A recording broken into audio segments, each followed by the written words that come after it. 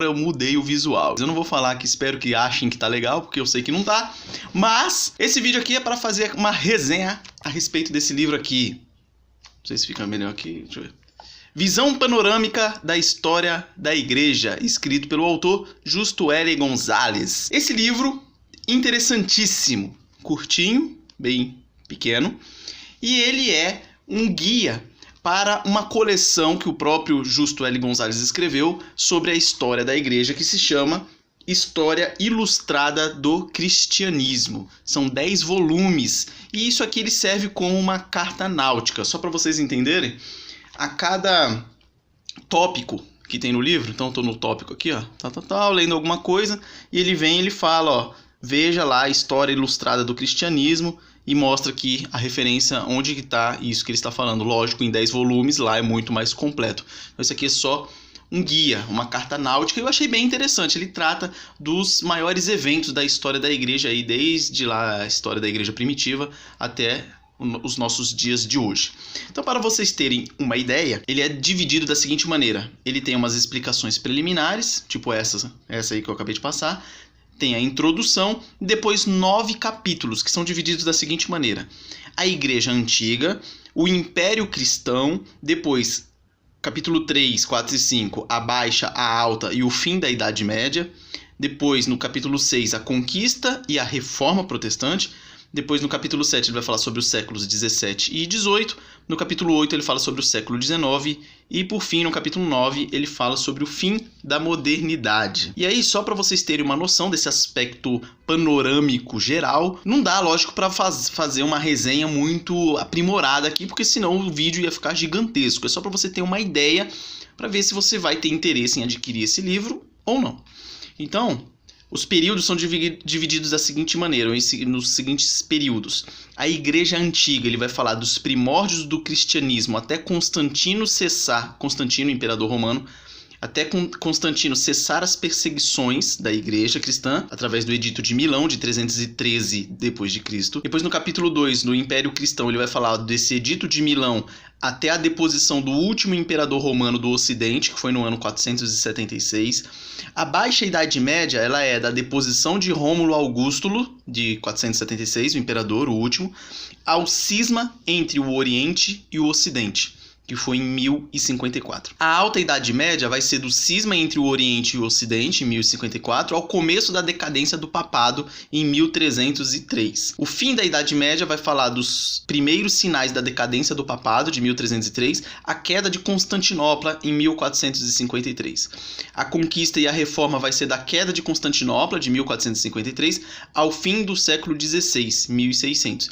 Depois ele fala sobre os séculos 17 e 18 e o século 19, que é o fim da modernidade. Isso aí não tem muito mais o que falar.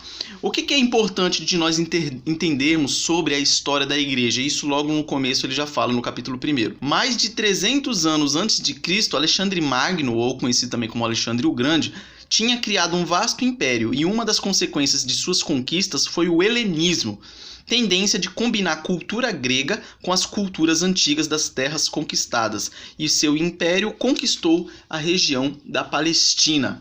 Isso é importante nós observarmos quando nós estamos estudando a história da igreja, que a igreja ela sempre foi atacada por elementos que tentaram fazer aquele sincretismo, trazer elementos de religiões pagãs ou de culturas pagãs e colocar ali no meio do cristianismo. Então, toda a história da nossa igreja você vai ver isso, desde lá da história primitiva até hoje em dia.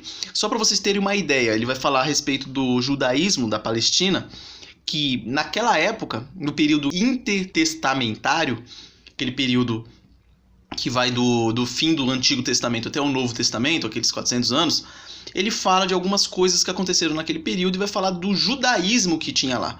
O judaísmo, às vezes as pessoas pensam que era uma religião pura, mas não era. Naquela época você já tinha algumas divisões, que inclusive estão na Bíblia. Por exemplo, dentre os vários grupos haviam os zelotes, os fariseus, os saduceus e os essênios. Eles divergiam quanto à maneira de servir a Deus e também quanto à postura diante do Império Romano. No Egito viveu o judeu helenista Filo de Alexandria, que tentou combinar a filosofia grega com o judaísmo, sendo o precursor de muitos teólogos cristãos que tentaram fazer a mesma coisa com o cristianismo.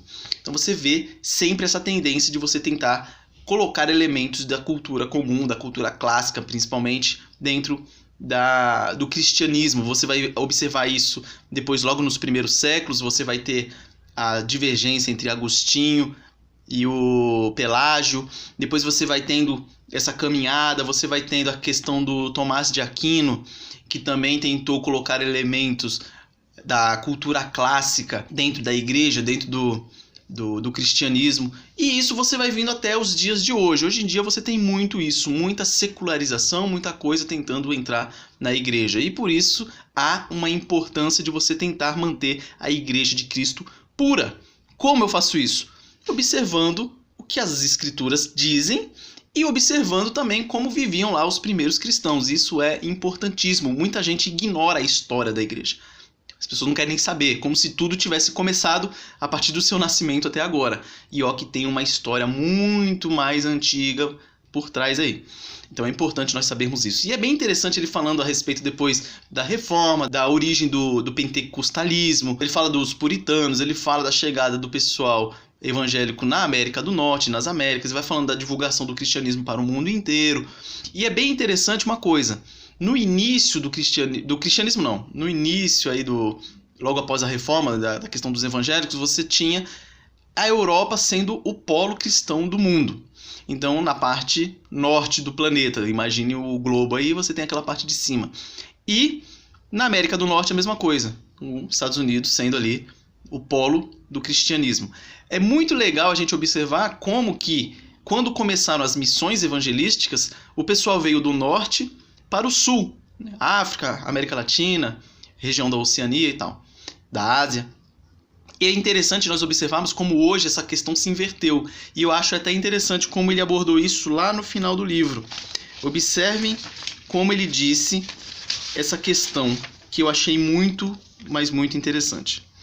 Ele fala, na hora que ele vai concluir o livro, que é fácil supor que o século XXI se caracterizará por um vasto empreendimento missionário das igrejas do Sul para o Norte.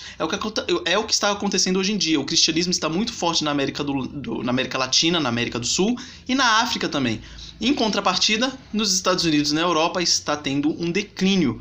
E está tendo agora missionários que, em vez de vir da Europa para a África, estão indo da África para a Europa. Porque a Europa largou, né? Tá abandonando o cristianismo, tá fechando igrejas, tá uma lambança só. A questão dos Estados Unidos é a mesma coisa.